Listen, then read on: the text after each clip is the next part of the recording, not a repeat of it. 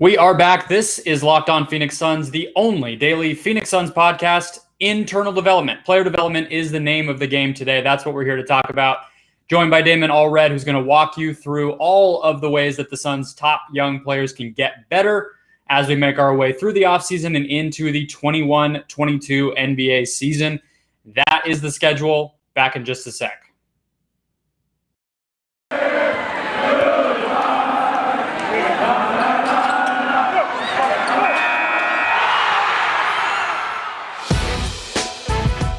It's the Locked On Podcast Network, your team every day. You are Locked On Suns, your daily Phoenix Suns podcast. Part of the Locked On Podcast Network, your team every day.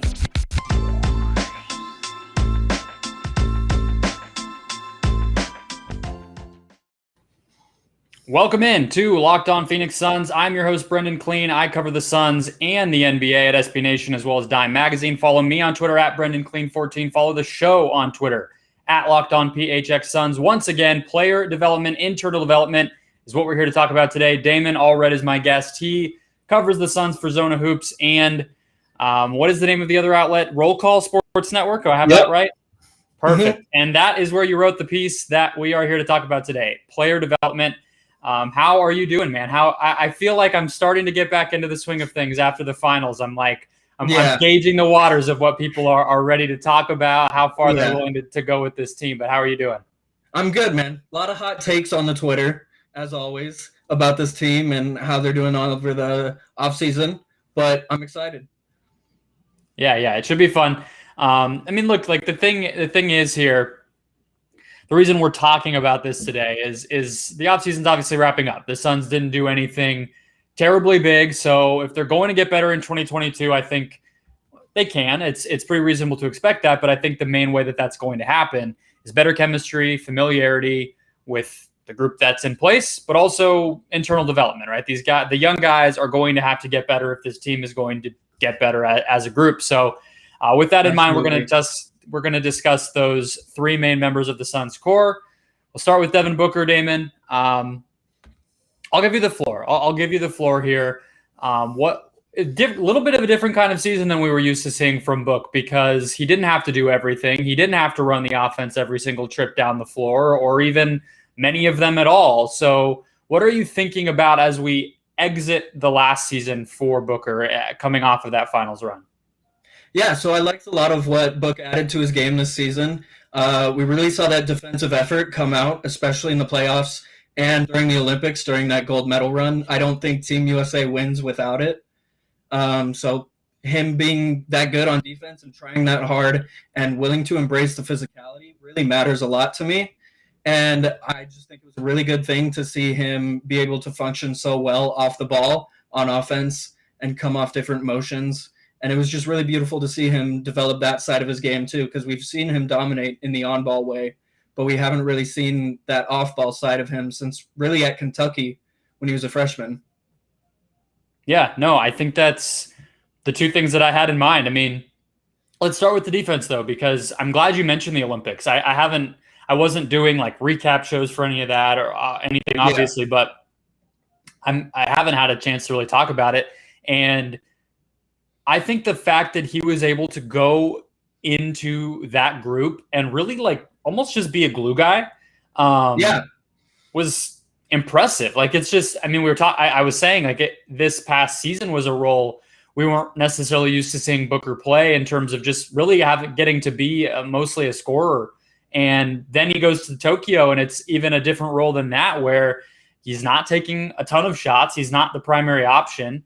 And he's really just out there to, keep the ball moving, take threes, score when he has the opportunity and really defend, like you said. So look, like the defensive stats don't love Devin Booker. Real plus minus is sort of the only one. And all of those are relatively untrustworthy because defensive data is really hard to turn into something meaningful. But I think it's obvious that he got better there. So I guess looking forward past that, what I wonder is, should we be expecting him? like he at the end of the finals, he's defending Chris Middleton. And like as cool as that was, and as well as I think he did, like probably don't want him to have to do that, but also you want him to be able to do that. So like it's a little bit of a weird balance. How do you think about that? And what do you want to see from Booker next season on the defensive end? Yeah, so you mentioned the guarding Chris Middleton at the end, especially. That matters a lot because Chris Middleton is a really physical offensive player, and Booker was ready to take the contact. And he did the same thing in the Olympics. He was taking a lot of contact. And so I think that willingness to embrace it is going to count for a lot. However, I think he was second in the NBA in total minutes last season behind CJ McCollum. And just playing like that, I think would matter a lot because, guys like Mikal, he's pretty slender. He can give a solid amount of minutes on those guys like Middleton, but at the end of the day, his body's going to wear down a little bit, and it's good to have Booker there to bring that physicality as well. And yeah, as long as he's defending his butt off and he's getting the rest that he needs, that I think it's really good for the team. Yeah, the thing that I think we're getting to the point knowing that I think this, especially this regular season and even this past regular season, Chris Paul, even if he is playing a ton of minutes, is not going to be a guy that is out there at the point of attack defensively, right? So like we already know that. We can expect he's going to play a little bit less. And we know some of the limitations of a Mikal Bridges as things currently stand, who we are going to get to later in the show. Yeah. Like you want Booker to be able to do those things. You need him to be able to defend his man, defend some of the elite wings in the NBA. That's just a fact of life for him. And it's just getting to the point for me where he's just going to have to find a way to do that, right? Like great players do it on both ends.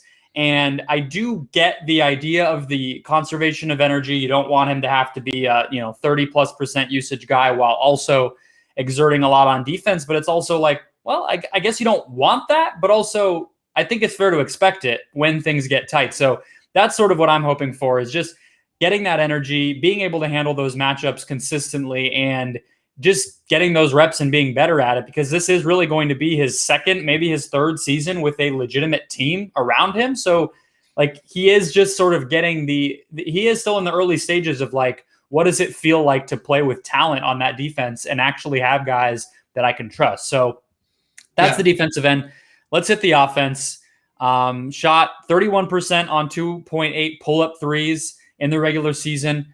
31% exactly in the playoffs, despite what our eyes told us, the efficiency was basically the same, Damon. So he did increase the volume, though, and I think that's where I want to start, is he at least seemed to feel more comfortable, and at the highest highs when he was able to get into rhythm and get hot. Think about that Game 6 against the Lakers, some of the Clippers games. There were moments where that pull-up jumper from three was really working for him.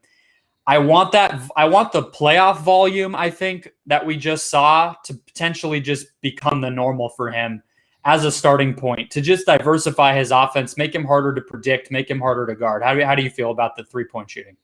Yeah, I'm absolutely with that. I think that the volume really matters a lot, and I mentioned that in the sometimes volume can be even more important than the efficiency itself. And some people on Twitter were talking about this earlier today, about how it relates to Giannis and Ben Simmons. It's just that passing becomes so much easier the more scoring gravity you have. And so if Booker can get a true 3.5 even level scoring threat, then he just becomes so much more of a playmaker for the other guys too. Yeah, that's exactly where I wanted to go next. His assist percentage 2 years ago, 32%. And I'm not, going to put my blinders on and not understand why that's different. We know who was on his team 2 years ago versus who was on his team this year. But just the numbers, right? Like 32% 2 years ago, 20% assist rate this year. Like it really, really has plummeted. And I do think there's a balance in between that. I think that he probably this season, now that he's felt out what it's like to play with Chris Paul, and I think he's improved as a passer over the course of his career. I do still think, some of those cross-court skip passes that a guy like Chris Paul just has in his back pocket, that Book doesn't quite have. And, that's going to come in time. The drive and kick stuff that you were just talking about, like, I think that will get there. But I think it goes hand in hand with the driving. He averaged basically a full drive per game fewer this past season than he did the past season. And his restricted area shooting was down from 68% to 63%. So really what we saw was way more efficiency and volume from mid-range and far less playmaking responsibility. So he was able to really just focus on the scoring, the defense when it happened. But I think we can probably see him start to drift back to a mixture of what he was next to Chris Paul and what he was when he was playing with, draft picks and lottery guys all around him. I think there is a happy medium there, and we could see it this season. What do you think? Yeah, so I was thinking about that a lot earlier with the first Booker question too. It's just that, like, the other guys that we're going to talk about, like DeAndre Ayton and Mikal Bridges and other guys too as well, is that once those guys pick up more of the secondary and tertiary playmaking, I think that's going to matter a lot for Booker's creation volume. I don't want to see his efficiency drop at all because of it, but I would like to see some of the driving and some of the things that really get him into contact. I would like to see the volume of those opportunities go down a little bit as the other guys pick up their end. But I question whether he can, like, handle more of the off ball while the other guys take on a little bit more playmaking. Like we saw Mikal and Cam Johnson especially were asked to do more of it toward the end of the season and into the playoffs. And I'd really like that just because of the diversity that it can bring to the offense, especially in the playoffs when things kind of stagnate like they did for the Suns in the finals against the Bucks. Yeah, no, it is a hard question because it's kind of like what we were talking about the defense, where it's a question of what he can do versus what you want him to have to do, right? And so it's hard. And I'm excited to talk about Mikal to close the show because I think he is such a hinge piece for some of that stuff as far as what is he capable of, and then what can the team trust him to do? Because he's the other perimeter guy that can really start to take some of the load off there. And so we'll get there in just a second. We obviously want to talk about DeAndre Ayton, so we'll get to him next. First, though, quick word from SweatBlock, a new sponsor of the show, and lovely folks over there sent me a pack for myself because we've all dealt with the uncomfortable, anxious situation. And look, the Valley sun does not do us any favors either. It can be hot, it can be sweaty, it can be uncomfortable, and then you go do something, whether it's a presentation, meeting somebody new, going on a date, whatever it might be, and you start to sweat, you start to feel uncomfortable. Maybe you have a little bit of odor there as well. It's all icky. It's all just the worst. So SweatBlock solves all of that. It's not your normal deodorant. It is a little secret to confidence right in your back pocket. It's actually like a wipe. Think like a wet nap. You wipe it wherever you have the sweat coming out. It stops it in its tracks. No odor, no moisture, no discomfort. Solves it in a flash. They've tested it on firefighters. It has over 13,000 reviews on Amazon. It's really, again, it's a little secret that it feels like other people have been keeping a secret from us. But now you know. It allows you to wear what you want to wear, and it is small enough. It's just in a little back. You can bring it anywhere. It can be literally in your back pocket. I was not exaggerating when I said that. So check out SweatBlock. If somebody that you know or you yourself are dealing with some of these situations, you have to check out SweatBlock. Have to try it for yourself. Get it today for 20% off at sweatblock.com with the promo code LOCKEDON, or check it out at Amazon and CVS. Today's show also brought to you by Indeed. When hiring gets hard, you need Indeed, the job site that makes hiring incredibly simple. Just attract, interview, and hire. With Indeed, you can do all of your hiring in one place, even that interview step, all from the Indeed dashboard. Don't just hope your perfect candidate will find you. Indeed's hiring tools help you cut through the noise to hire faster and smarter. In fact, Indeed Instant Match provides a list of quality candidates whose resumes are on Indeed the moment you post a sponsored job. With Indeed assessments, choose from 135 skills tests to help make sure you're finding applications from people with the skills that you need. According to Talent Nest, Indeed delivers 4 times more hires than all other job sites combined. Join more than 3 million businesses worldwide that use Indeed to hire great talent fast. Get started right now with a $75 sponsored job credit to upgrade your job post at Indeed.com/locked. Get a $75 credit at Indeed.com/locked. That's Indeed.com/locked. Offer valid through September 30th. Terms and conditions apply. All right, Damon, we are back here. Let's talk about Deandre Ayton, who I think the obvious place to start here, to me, if we're going to start with the positive, because I do like to try to do that, is that he's turned into a remarkable defender. 11th in defensive real plus minus, 14th in defensive win shares. Again, defensive stats are hard, but he clearly has improved there. And I'm curious what you think of him at this point, because we did see so much of the growth come during the playoffs that it is pretty interesting to me just to wonder, are we going to see that every night? Is that just something we should bake into the equation? He was good during the regular season on defense, so-so on offense, but he became, I think, in my opinion, elite on defense during the playoffs. Is that what you're expecting as just what we should expect from Deandre Ayton from now on? Yeah, so during most of the regular season, we kind of saw that the biggest issue with Ayton as a whole was just his consistency. Like he would have an off night every other night or two. And it almost never happened in the playoffs. I think I can only think of 2 or 3 games where he just absolutely was bad on defense. And I think that is important for him to bring every night. I think he knows now what it takes to bring it every night. And having that experience of what that's like can definitely transfer over to the regular season, especially when things aren't as intense. And defending is probably a little bit easier then.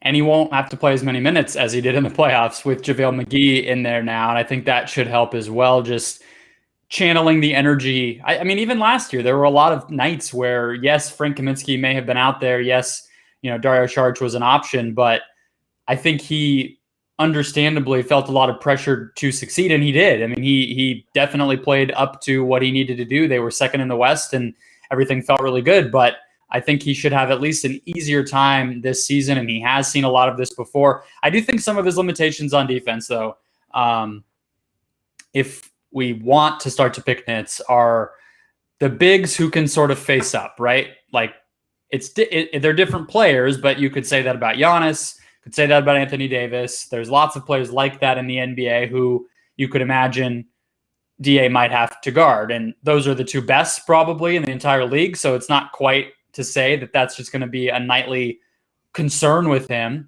But I think we just saw, especially in the finals, the strength could go a long way for him, and continuing to learn how to guard without fouling. And I think the repetitions, like you're saying, should help. But what else do you think we will want to see from Deandre Ayton on defense? And then we can obviously move into the offense, because I think that's the bigger area of need for him. Yeah, about those face-ups that you were talking about with the bigs, I think a lot of the time, especially I remember some times against Embiid and the Sixers, is he would have good positioning and guys would just hit shots over him. So maybe if he starts to gamble a little bit more with like the hands when they're first making the moves before they can get to their spots and just disrupt their flow, I think that can matter a lot. And also I think that just a more concerted effort to block shots, because up until the playoffs and a little bit even in the first couple series, he wasn't really doing that much. And then it picked up really like a lot in the Clippers series. And it was just really beautiful to see. You could tell that it was deterring their offenses from driving as much when Ayton was on the floor. And then that ended up making it even more detrimental when he would be off the floor. But I think you're going to get a little bit of that same deterrence with JaVale McGee, because he's a really good shot blocker. So I think that if Ayton is around McGee some more, that he can really pick up some of that shot blocking.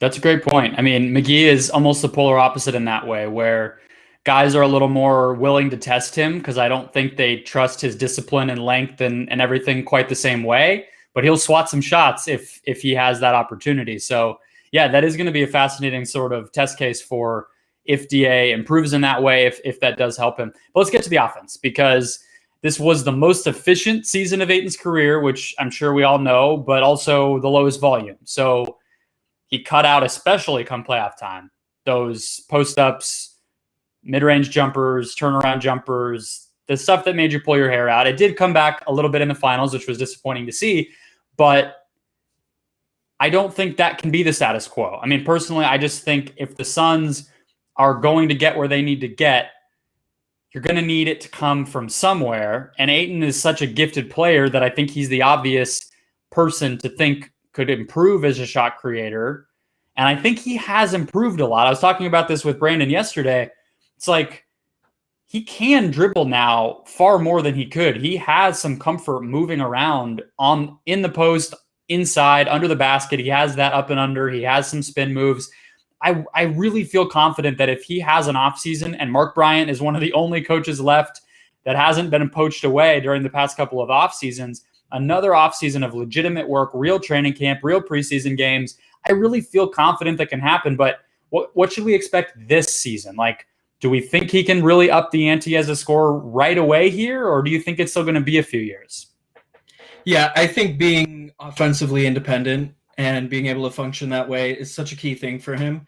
And I remember there was one play against the Lakers in the first round, and I have it linked in the article. Yeah, that was a great clip. I had forgotten about that play completely. Yeah. So when I saw it, I yelped. I was off of my seat and just thrilled because I had never seen him do anything like that in a Suns uniform, where he's just at the top of the key and he drives almost through a guy and gets a solid layup. It was an under the basket reverse off the backboard. Mm-hmm. And we know that he has that kind of touch around the basket. He's been really efficient around the basket, but just for him to like dribble even. I know Sam Cooper, our buddy at the Timeline podcast, talks a lot about just dribbling in general for Ayton, and that matters so much. And there was that one clip that surfaced of him working out with Buddy Hield, also in the article, that he's already working on those like between the leg dribbles into nice little turnaround jumpers. So I'm really encouraged by the work that he's going to put in. Yeah, I think the thing that gets lost a little bit, and not to go on too far of a tangent, but when we talk about bigs that can sort of succeed in the NBA, because there's been this whole narrative during this playoffs and then after the season of like, oh, the bigs are back, right? Like we thought small ball was here to stay, but look at all these guys. The MVP is the center. But I think what gets lost is like, it's not every center who is now succeeding again. It's centers who can play like guards, basically, right? Like even Joel Embiid, you've seen on offense, the real thing that took him over the hump was being able to diversify his game, where he had the threes. Like he could at least sort of, make you pay by, shooting every so often. He could make them enough, and he could post up, and he could make a mid-range jumper. But it's like the dribbling and the ability to attack a closeout, the ability to face up, that was really what put him over the edge.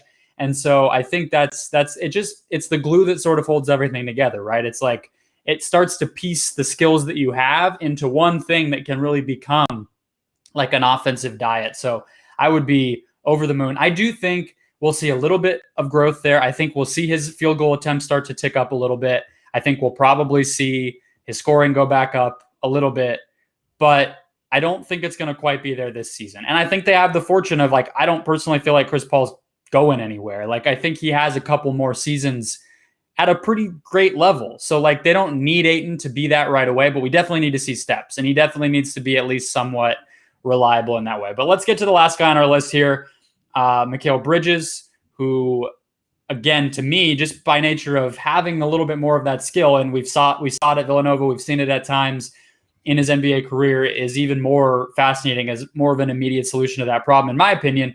But let's get to him in just a second. First, though, quick word from Rock Auto. With the ever-increasing numbers of makes and models, it is impossible to walk into a car dealership or even a retail store and expect to get what you need at the price that you want it. You're not going to be ordering in bulk, most likely, if you're not a mechanic or doing this for a living. You just want to fix your own car, and that they punish you for it. They charge you more. They don't have what you need. They try to give you the wrong part. It's a pain in the butt, and Rock Auto solves that problem. They've been serving do-it-yourselfers online like me, like you, for over 20 years. They don't even require an account, let alone a subscription, to make a purchase. You just type in the car that you have, scroll down to the part that you need, click purchase, and it's at your door in days. That is how easy they make it. So why spend 30, 50, even 100% more on the same exact part when you could go to Rock Auto and save a ton of money? Go to rockauto.com right now, see all the parts available for your car or truck, and when you make your purchase, write Locked On in their How Did You Hear About Us box so they know we sent you. Amazing selection, reliably low prices, and all the parts your car will ever need. rockauto.com. Today's show also brought to you by Built Bar, the best tasting protein bar ever and my favorite protein bar, and a new member of the Valley community. That's right. They are opening a brand new sparkly distribution center. So if you've been ordering Built Bars in the past, maybe you were on edge, you didn't know for sure if you wanted to try it, now is the time. It's going to be getting to you quicker. It's going to be getting to you, hopefully, less melty. Because look, I mean, the reality is getting it from over, a few states over, sometimes those things are going to be a little melted. We all know that can cause a problem. Phoenix Distribution Center, Built Bar, they're going to be here. They're going to be in the community. They're going to be at events. You're going to get to try Built Bars you never knew existed here in the next few weeks. But get your pack now. Re-up on your favorite or try something new by going to built.com using the promo code LOCKED15 to get 15% off your next order, not the first order, next order. If you've ordered Built Bar before, you can go back in the well, get another pack and not sweat it at all. The promo code works for everybody. That's promo code LOCKED15 for 15% off at built.com. Okay, let's close things out, Damon. Mikal Bridges, I'll give you the floor once again here. I feel like I've been yammering. I hate when I have to do the ads and the guest is sitting there. But let me ask you a pretty open-ended question, a pretty easy question. Should we expect that Mikal Bridges is going to get stronger? Like, do you have a guy in mind when you think about Bridges where you're like, absolutely, like he will get bigger? Or are you starting to just feel like this should just be how we think of him and this might just be who he is physically? Yeah, I kind of think that he's not really going to put on a ton of strength, at least soon. Maybe as he gets older, he will. But I think they're really content with him just being agile in his length. Coaches talk a lot about that kind of thing. You hear it a lot in football too, is you don't want a guy to put on so much weight that they lose their quickness and agility. Sure. And I think that such an important thing about Mikal Bridges' game is that he does have that quickness and agility. You saw in the Lakers series, especially when he was on LeBron, he would just always be right wherever LeBron was trying to go. And he would always be in the way. And even if he couldn't stifle him too much when LeBron would try to drive through him, Mikal was always there, at least. He was always in position to make the play. Yeah, I think that's fair. And I agree with you. I think I always default to being, if he adds strength, I do kind of agree that it's probably unlikely. And I think that probably puts a little bit of a cap, at least in the short term, on, I guess, I don't know. I think it obviously limits who he can defend defensively because, yes, I agree with you about LeBron. But like at the end of the day, if LeBron had been healthy, if a player like LeBron had been healthy and they weren't able to sell out the way that they were because AD was like, if the Lakers were fully healthy, we would have seen Mikal Bridges struggle in that matchup, right? Like Absolutely. There were some things they were able to do because of the limitations the Lakers had where that looked better than it should have, right? So That's probably the one thing. I was going to say the finishing, and that can bring us to his offense a little bit because I guess I want to hear your perspective on it too, because you would theoretically think like a guy, if he's not the most like just explosive, strong, power through you type of dude, there's going to be a cap on what he can do as a finisher. But Mikal's so damn long that I almost wonder, like, I think he probably can get considerably better as a finisher and as a driving scorer if he wants to, just because he's going to have such an advantage just getting shots up over guys. Yeah, for sure. And you see that in the numbers too. Like you look at the synergy profile and he's scoring 1.4 points per possession on transition and 1.5 on cuts.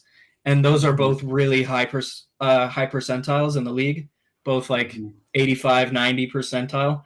And so he's one of the better players at the rim, I think. But it would add so much more to that, especially in the half court, if he was able to put on some more weight, just being able to go through contact more, I think. What else do you want to see from him on offense? Because, I mean, he basically has solidified himself as a pretty elite shooter. I mean, he shot, I think, 43% this year. The corner is automatic for him. I think he has pretty deep range, even though the corner is sort of where he is just in the geography of the offense. I think he has the consistency of motion. Yes, his release has gotten quicker over the years, and that range and his just pretty smooth guy in general on offense, that I think he could become a better movement shooter over time. I think he could be a guy they start to run some of that stuff for, which they do here and there, but even more consistently. His usage went up. What do you think that will look like? Like, what kind of player should we expect him to be on offense this upcoming season? Will it be similar to what we saw last year, or can he do more? Yeah, I think he can do a lot of the release valve things that he did a lot of the time last season when Booker and Paul were getting sold out on by the defense. But I also would kind of want to see him do more manning in the second unit and just run the offense a little bit more from that. And we've seen Cam Payne be able to play off the ball, so I don't think that would be an issue.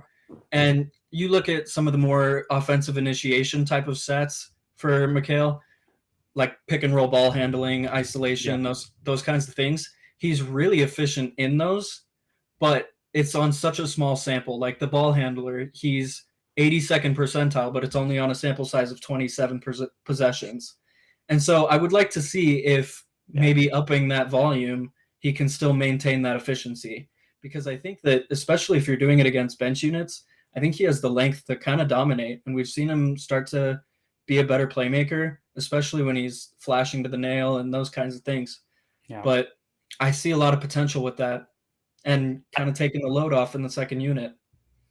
Yeah, I think he's the thing that he'll always have is he's a brilliant player. Like, I don't think that there's ever going to be a time where they're in the film room with Mikal Bridges and he's like not understanding what it is that they're asking of him, right? So it's like, is he confident enough to do it? Does he get the reps to make it happen? And does it work, right? Like, is it something that the coaches will trust him to do? And I think we saw that a little bit in the final and in the playoffs throughout at times where they would try to have him run a little bit more offense. And it just felt kind of like too little too late. It's like, this wasn't a focus enough during the regular season that it's going to be something you can fall back on in this tight of a moment. And it worked, but I got why they wouldn't go. You're not going to run like 4 straight Mikal Bridges pick and rolls with your season on the line, right? If you don't trust it. So I think that's my hope for the regular season this year is that they're going to have so much depth. They're going to have so many options. They know they can win. They're going to be able to blow teams out. Like, just mess around with that stuff a little bit. And we know he can do it. It's not like you're risking a lot. And it's going to be an investment that really pays off. I think that's just something we should be expecting in the regular season entirely for the Suns this year is more of a concerted effort to build up some of these tertiary parts of their team so that they can be something that eventually you can trust in the playoffs or beyond, right? Okay, but let me ask you this to close out the show. If we've talked about the 3 sort of main guys, aside from Chris Paul, who's not young. I don't think we're going to see any new wrinkles from Chris Paul this year. What other young core piece of this team jumps out at you the most as far as somebody we could really see improve next season, who you're most excited to see add stuff to their game in 2022? I think you got to look at Cam Johnson, especially after the kind of finals that he had and the dunk over Tucker. He's really coming into his own as a ball handler, I think. And we heard Monty talk a lot about wanting Cam to be more aggressive with the ball, especially, and attack the rim. Don't just be a spot-up three-point shooter.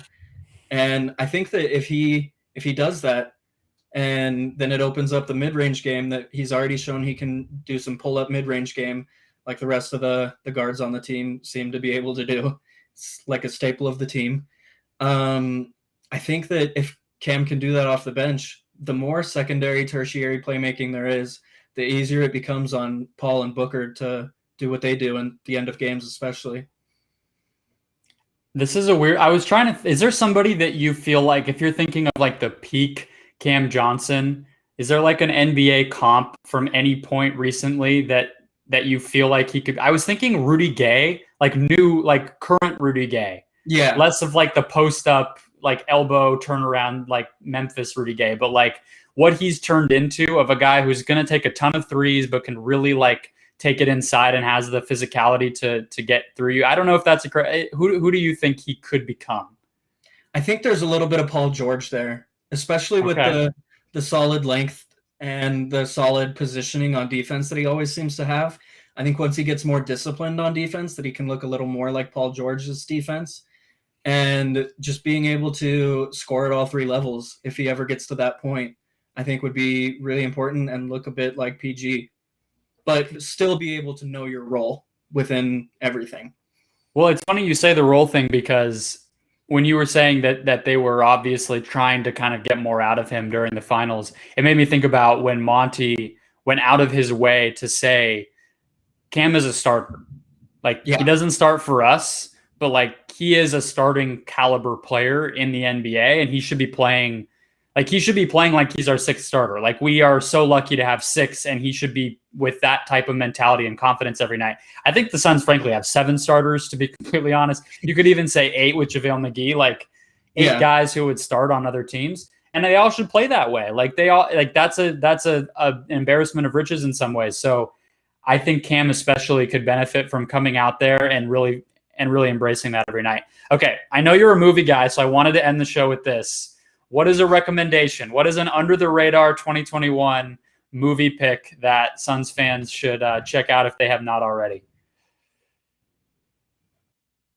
This isn't. Well, it doesn't have to be like something nobody's ever heard of, but something, we might not have seen before.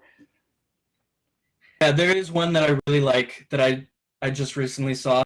It's not going to be super easy to find. I know it's only playing in certain like theaters, but it's called 9 Days. It's the Brazilian director's directorial debut.